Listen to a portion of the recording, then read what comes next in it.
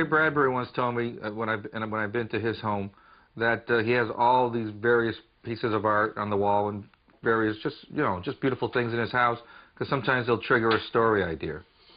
Is it that simple sometimes? When I sit down to write and I put on the stereo and I crank it up, I'm there. That's where my mind is. And I go into that world and it's as real to me as the real world. And I create it with what I hope is fidelity. That's what you go for. Not, I don't want it to look real. I don't want real, I want verisimilitude. I want it to seem real. That's the difference. People who write bad stuff, they say, well, it really happened, it's true. I don't want truth. If I want truth, I'll watch a newsreel, for crying out loud. Maybe.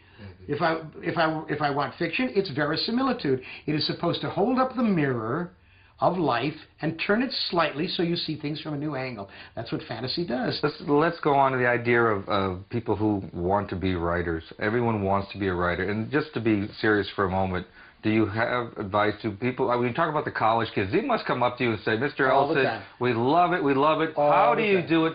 Show it. Where's the magic box? Please tell us how to do it. I will tell you exactly what I say to them, and I will say it to the audience. In this life, there are three things everybody knows they can do better than anybody else. Drive a car, fuck, and write. They all know they're great at all three of those things, when in fact, all three of those take great skill.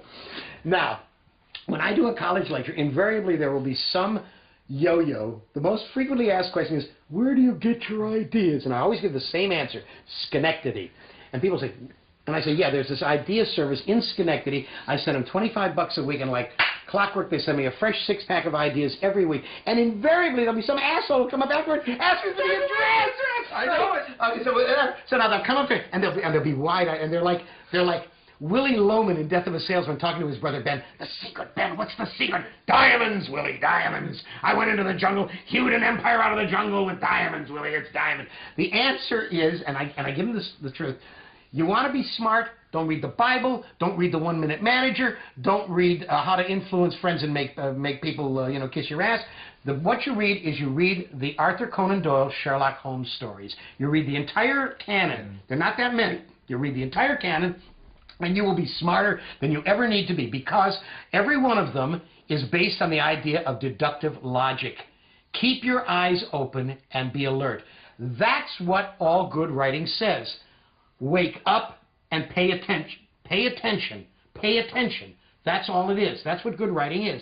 I tell them, if you want to really write, what you should do is you should get yourself an honest job, not one of these, I'm a computer designer, or I'm a systems analyst. That bullshit thing. And when I'm doing a college thing, I'll have 1,500 people. And I say, how many of you have an actual honest job in which you work with your hands? Nobody who works in computers, raise your hand. And there are 3 people who raise their hand. One will say, I'm a midwife, and someone will say, I'm a housewife, and then someone will say, well, I drive a taxi.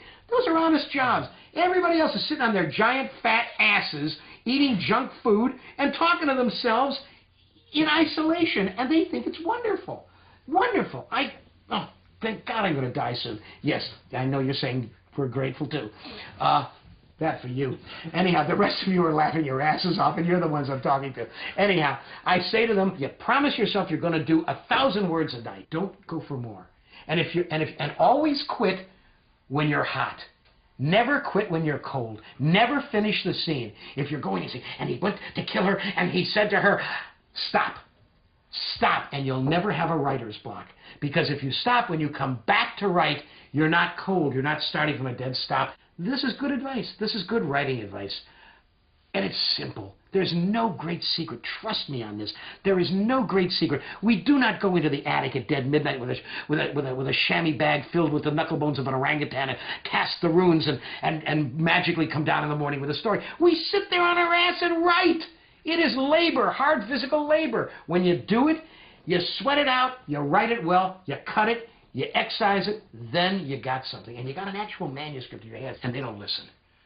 It's a generation of people, kids, who think everything is they deserve everything. They don't know why they deserve it, but they deserve it. They've been told they deserve it. They don't even know why they deserve it, but they deserve it. They deserve it, and they're pissed off when they don't get it. They're annoyed when they don't get everything without even having to work. Well, Hey, man, it's not fair. Fuck you, fair. Universe is not fair. The universe... You may like to think there's a God out there watching to see if things are done right, but there ain't no such animal. Trust me, folks. Mark Twain said, if you really believe there is some bearded deity sitting out there in a cloud watching to see if you masturbate or whatever it is, you know, you're going to be very disappointed, because if you do and you look around you at the condition of the world, you are forced to the ineluctable conclusion that God is a malign thug. Well, in truth, the idea is you rule your own domain. You are the only one who is responsible for what you can do. Absolutely. None of these people that you pay thousands of dollars to tell you how to develop yourselves and revivify. It's all there. Don't be dumb. The smarter you are, the easier you can live your life. The dumber you are, the more you're somebody's tool. If you're my tool, I'm going to use you. That's what it's all about. But if you're smart, you can get on in life. You can do whatever you want. You want to write? Write. You want to be a brain surgeon? Be a brain surgeon. Sculpt, dance, anything you want to do. You can do it. They keep telling you you can't do it, or there's some secret, or somebody's lucky and you're not lucky. Ain't no such thing as luck. The universe is neither benign nor malign. It doesn't know you're here, kid. It doesn't know it at all. It's turned a blind eye. It's out there busy making the coal sack and making dark spots. It doesn't know you're here. You're going to have to do it on your own. You can't do it on your own? Tough titty. And fuck them if they can't take a job. And fuck them if they can't take a cheesecake. And the cheesecake.